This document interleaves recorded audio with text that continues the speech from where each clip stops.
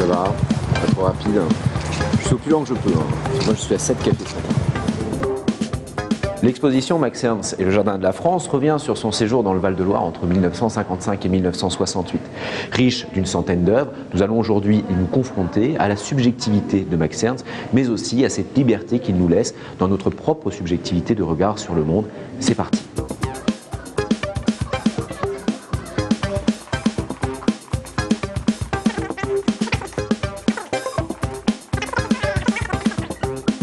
En 1959, Max Ernst réalise ce tableau qui est absolument hors norme. De très grande dimension, cette toile s'intitule « Un tissu de mensonges ». Elle est assez étonnante car on est incapable de discerner si Ernst a d'abord posé la couleur, qui semble faire le maillage de fond, ou bien s'il a d'abord posé la forme, c'est-à-dire l'ensemble des traits qui viennent définir les personnages.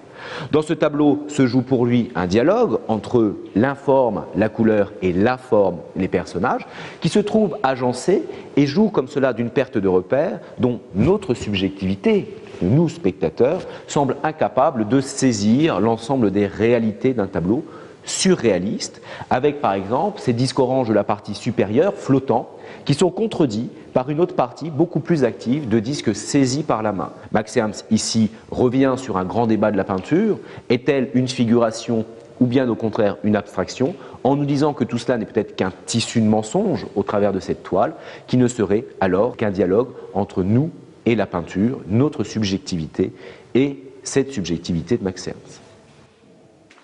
Je regarde, je visite l'exposition, nonchalamment.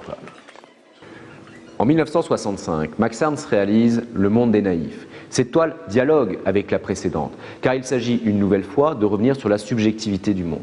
Nous avons une œuvre qui se compose d'un schéma presque hiéroglyphique qui vient à montrer un langage assez mystérieux qu'il a élaboré dans un dialogue avec l'astronomie. L'autre élément qui semble sauter aux yeux, c'est cette présence de petits personnages qui sont composés à partir de points reliés entre eux d'une manière extrêmement biomorphique, c'est-à-dire donnant du vivant, qui sont un clin d'œil de Max Ernst aux cartographies astronomiques lorsque les premiers hommes observèrent le ciel et décidèrent d'en faire la carte.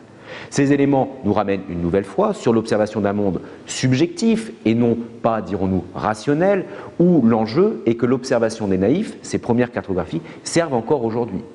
Complétant cela, 3 disques viennent nous proposer des visions oscillant entre le télescopique, sorte de vision comme cela d'un ciel étoilé, et le microscopique, monde bactériologique, où l'ensemble se met en place, ramené une nouvelle fois à une échelle, celle de l'homme. L'une des grandes conséquences de ce monde des naïfs, c'est quel que soit le degré scientifique que nous mettions évidemment ici, tout cela n'est ramené qu'à une seule échelle, notre propre naïveté, notre subjectivité sur le monde. Un naïf n'est pas un idiot, un naïf est quelqu'un qui regarde le monde du point de vue personnel et qui en accorde une certaine croyance.